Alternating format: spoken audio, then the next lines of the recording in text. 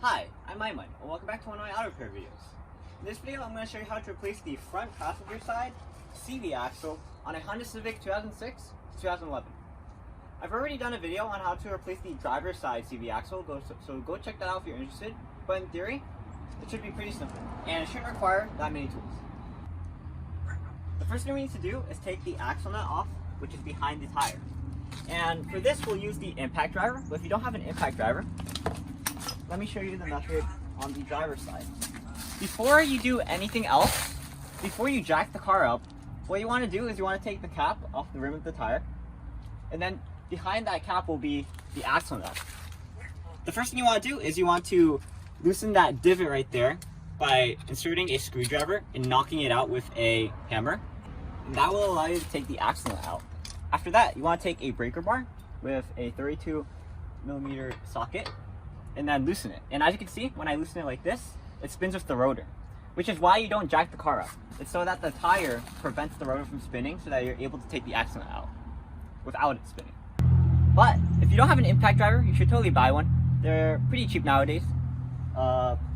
This one only cost me $200 and it's been pretty worth it. I mean, you've seen it in pretty much all of my videos and they're pretty useful. Anyway, let's get back to the other side. Let me take off the tire and we'll see you in a bit.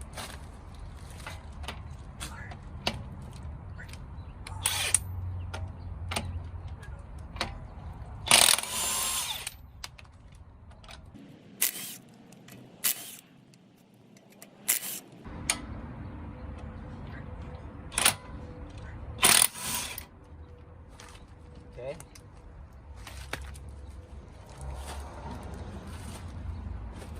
All right. At this point, you should be able to just push the outside of the axle nut out. So after you knock it, you just want to twist it up a bit so that it's just round enough to take it out. Oh my God. Okay, there we go. I'm going to use the impact driver for this. And my dad suggested I wear gloves for this because we're dealing with some sharp metal objects. And there we go. See how easy it was that? That is why you should always use an impact driver. And actually, the battery itself is almost as expensive as the drill. I mean, as the impact driver. But the impact driver itself is pretty worth it. Let's deal with taking this off now. All right, so now we're going to access behind the rotor. We're going to take off 2 nuts and 1 bolt. We're going to take off these 2 nuts and this 1 bolt right here. So what we're going to do is we're going to take a number 17 socket. You can either use an impact driver or a breaker bar for this. And we're going to take this out. I'm going to see if I'm able to take it out like this. Alright, so not strong enough, but that's why I use the right tool for this job. Since this is longer, you should be able to provide more force. And as you can see, I can easily loosen it. After this, I'm just going to use the impact driver because it's faster. But right now I'm just showing you the manual method, because I did say in the beginning of this video you could do it with simple tools.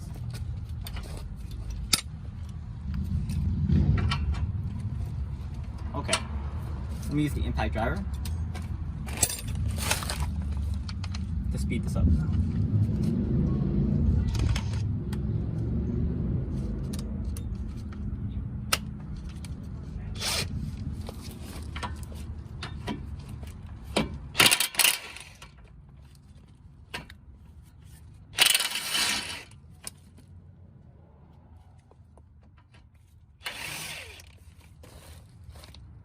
So there we go. Okay.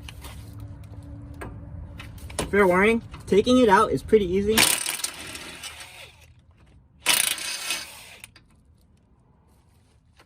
I have to get a better angle. Taking it out is pretty easy, but putting it back in is pretty hard. And you'll see in just a minute.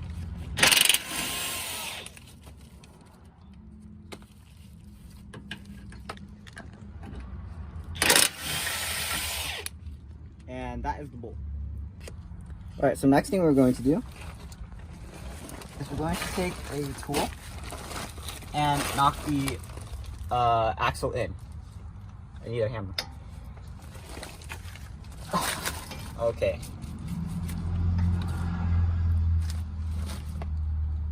Okay.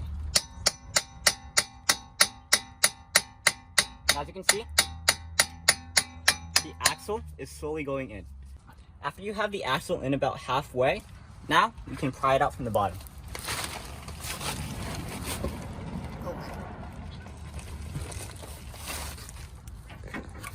Alright, so wedge it in this hole right here, this divot, and then pry.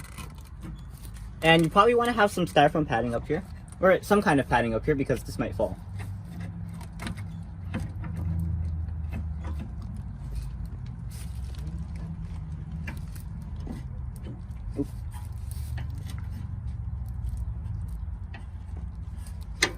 Okay, I got one of them out. Now for the other one. Alright, let me try this angle. I just saw my life flash before my eyes, but thankfully, as you can see, we're safe. After you pry it out, you want to take a bar and, like we did before, knock the axle out. As you can see, it's going deeper.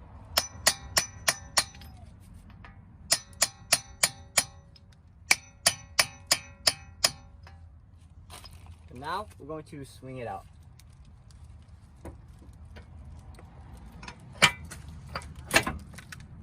And as you can see, the CV axle is now out of the rotor. Alright, so what we're going to do now is we want to put this off to the side. So we're going to anchor it using this this elastic here to the jack. We just need a good anchor point.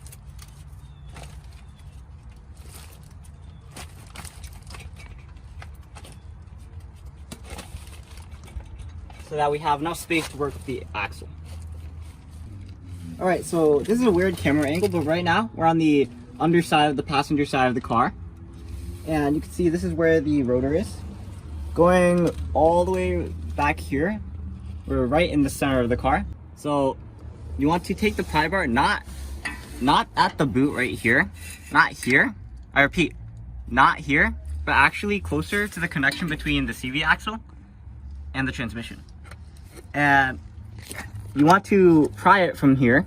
Right now, I'm not going to do it because I also want to say that it might be easier to also pull out the shaft a bit so that it's easier to pry it out. This is sort of what we're going for. Let me just see if I am able.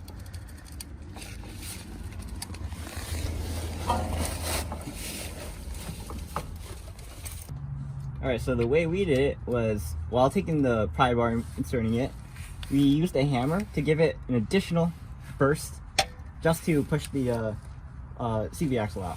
And right now, as you can see,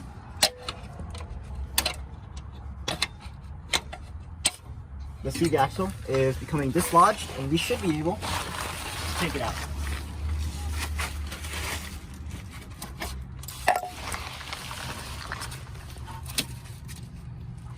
And there we go. The CV axle is taken out. So there's a reason that you need that burst of strength, and I'm going to put it out of the shadow of the light because it looks like it's glaring. It's because of this locking ring at the very end of the CV axle.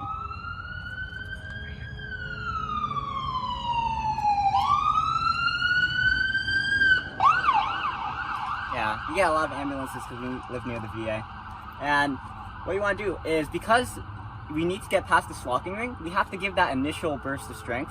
This is why we use that hammer, in order to knock the locking ring out. I mean, to knock the CV axle past where the locking ring is. And that's why it's so hard to take out the CV axle. But after that, it's pretty easy. So now, let's replace it, I guess. So installation is the same as removal, but in reverse. So first off, I'm going to take out the CV axle that we got from CarQuest. This is, I'm pretty sure it's not genuine, it's aftermarket, and this is what it looks like.